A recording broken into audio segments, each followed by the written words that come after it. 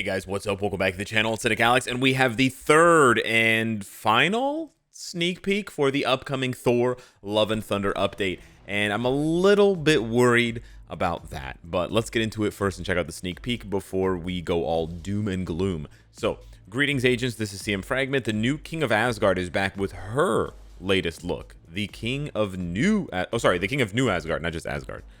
Great power is required to protect the Asgardians against new threats. Now, here is where I have issue. Well, obviously, we will announce more through the update details to come. So there could definitely be more, right? They could be announcing Gorr World Boss Legend battle, right? There could be lots of stuff, sure. But it's also in a way, it's kind of unlikely that they're saving that for the patch notes. Like, why wouldn't they announce that? Why wouldn't they advertise that with a sneak peek, right? When we had Mephisto, I'm wrong. Mephisto was revealed in the live stream, which we don't have those anymore because Cage and Kim both left. And I think Null was also, Null was actually a sneak peek. So that's not true. We've sort of had, we've had both. We've had them in sneak peeks like Null and Ultron, and we've had them revealed at the last second in the updates videos and live streams with Mephisto. So I guess Gorr could still be coming for sure, but I'm worried because if he's not coming, there's never a better time to add him, right? And I really don't understand what the devs are doing that they can't create a new character. Like, it cannot be that hard that they cannot create a character. Yeah, so I would be tremendously disappointed if we don't get Gorr as a character. He doesn't necessarily have to be a brand new character right away. Like I said, if it's a World Boss Legend type of situation where they release him as a boss first, like they did for Null, like they did for Mephisto, and we have to beat him, and then after a couple of weeks or a month, then he's a playable character, that's totally fine. I don't have any problem with that. But if there's no World Boss Legend and there's no Gorr in this update at all, it would be very disappointing. Now, again, I don't want to get too doom and gloom, so let's check out the actual sneak peek here. It's quite cool. Valkyrie looks pretty awesome, and we sort of get the feeling that there is something coming. So this is why I'm saying I don't want to be all doom and gloom. I'm worried. I'm a little bit worried that there's no Gorr sneak peek, because that would obviously confirm my hopes and the general player base's hopes to see him as a playable character in some form, whether it's as a World Boss Legend or not. It doesn't have to be as a World Boss Legend. But then on the other hand, right, there's no sneak peek for him. But then on the other hand, there's a lot of darkness. A lot of people were pointing out in the Jane Foster sneak peek, there's a lot of dark shadows in the corners. And if you play with the brightness, you'll see that it's just like doorways and door frames and stuff like that. But it's still a lot of dark, like shadowy figures and stuff like that. But then here you literally have dark shadowy figures in the form of these like monsters who I guess they're in the trailers, because otherwise how would Netmarble arrive at this design choice? But they sort of look like monsterized versions of Gorr. They have, like, you know, they look like they have white skin or like silver skin like Gorr, but they're obviously these like mutated monsters with, like, they look sort of like spider creatures. But if you slow it down and you go sort of frame by frame, there isn't like a leader. Like, that's not Gorr, right? Like, the Gorr's not hiding here, right? But like, why go to all the trouble of having this that references the trailers, right? And having Valkyrie look amazing, by the way. Like, she looks awesome. She looks really, really good. And it's probably the best. It's probably one of the best facials facial designs they've done, compared to what she looks like as Tessa Thompson, right? Like, the actress, I'm saying. So, like, it's really good. Like, they did a really good job. But then it's like, man, like, where's Gorr, man? I'm worried. Where's Gorr? So anyways, this is the sneak peek. It looks really cool. What I'm also wondering about for her, so they keep saying great power is required to protect the Asgardians against new threats. So again, the language is all very supportive of the idea, and then the sneak peeks is all very supportive of the idea that we will be getting Gorr in some form, because there's new threats. New threats is the code word for, like, new content in Marvel Future Fight, right?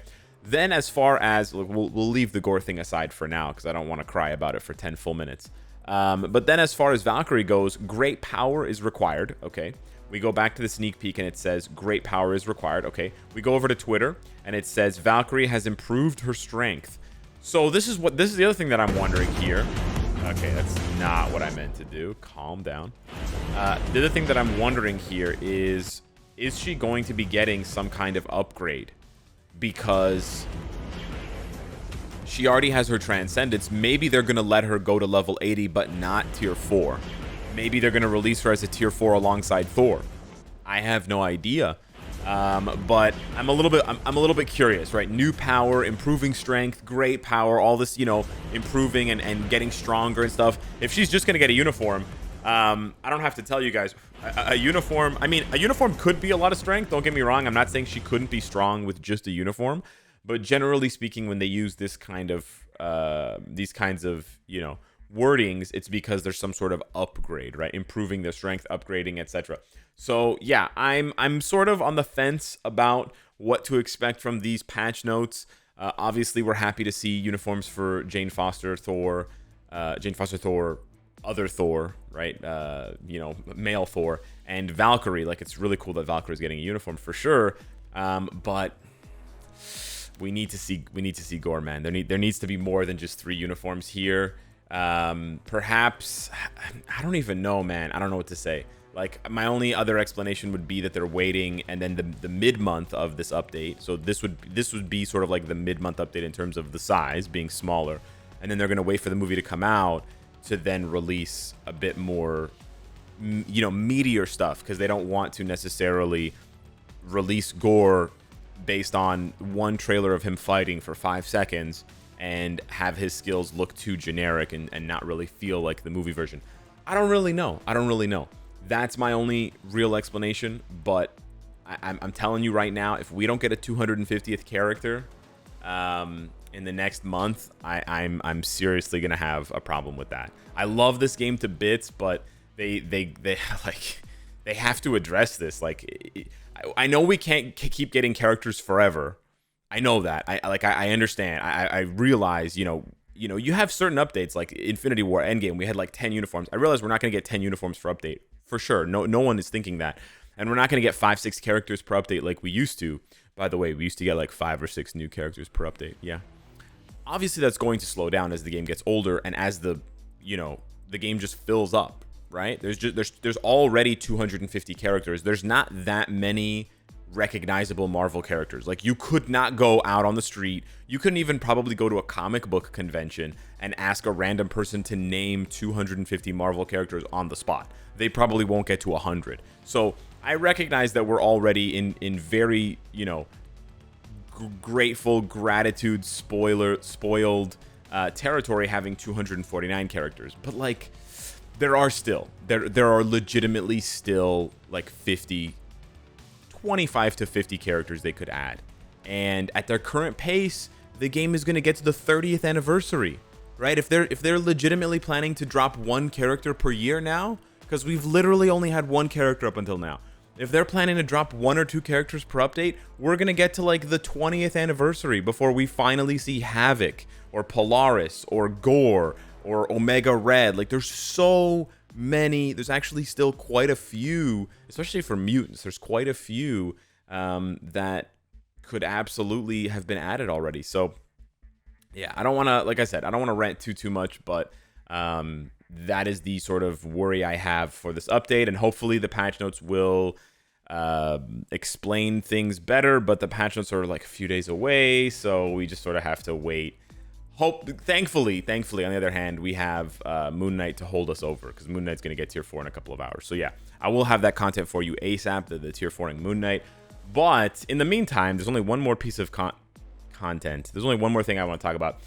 It's the MFF. They're finally doing something right about the MFF Star Creators first look breakdown event. So they're finally holding an event for the MFF Star Creators. And for those of you guys that don't know, because I still get this message once a week, hey, can I have a crystal coupon? Hey man, can you talk to the Star Creator and put in a good word for me? I'm not a Star Creator, so I have no I have no meat in this game, or whatever you call it. But yeah, they're having an event for Star Creators, which is really cool.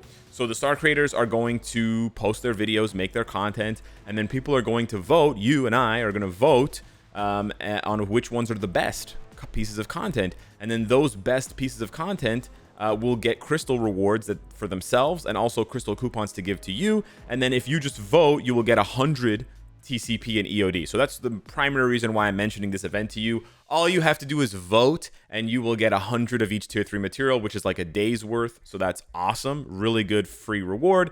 And then, of course, eventually those crystal coupons, I mean, it's only 5 or 10 crystal coupons. It's not that many crystal coupons that are going to go out. It's not like everyone's going to get a crystal coupon, but it's something. And then, of course, there is a reward for the creator that wins, or the creators that get top 5 in the voting. And what's also cool is not only do they get crystals and crystal coupons, but they also get their content displayed on the forums until the next mid-month patch. So I think this is a really good idea to reward the content creators who have been diligently making really good content for Marvel Future Fight. I don't want to get into, I know there's a lot of controversy around star creators. There are certainly star creators, really good ones. Japak Dashik, the Korean content creator, Vader G, at least a month ago or so when I saw it, who have been left off the lists recently and have sort of been iced out by the star creator manager, which I think is really weird and bizarre. So I know there's that. There's like good creators who are not being recognized, but then there's also, I don't want to say bad creators, but there are questionable creators who are being left on the list to collect the rewards. Obviously, this event is going to highlight the good creators, because if you're not a good creator, but you've been sort of lucky to hang on for the ride, you're not gonna win, right? There's just no way. So this is a good event to highlight the good creators for sure. But I do think that the star creator manager or whatever, whoever's handling this, should do more of this stuff, and should also probably tighten the list, or improve the list of star creators, I guess. Anyways, that's just my humble opinion, but I don't want to get into it too much. I probably already got into it more than I should have. So yeah, no hate to any star creators out there, absolutely not. But just, you know, I want the people who are genuinely making content and have passion for the game to be rewarded. That's what I think should happen, and that's what I think the star creator program should be about. And it's sort of about that, but also sort of not. So yeah. Anywho, that's it for today's video. I'll have a much spicier video up for you guys very soon with Thor, with Moon Knight tier 4, and then we just sort of twiddle our thumbs and wait for the patch notes to see if we're gonna riot or not. I'm not gonna riot, but like, I really want to see Gorr, man. Really do. But yeah, shout out to Valkyrie. Big upgrade for her. Hopefully she actually makes female combat types good. That's a whole other can of worms I didn't really want to touch. But yeah, thanks so much for watching. Hit me up in the comments down below. Smash the like button if you enjoyed the content, and I'll see you very soon. Take care.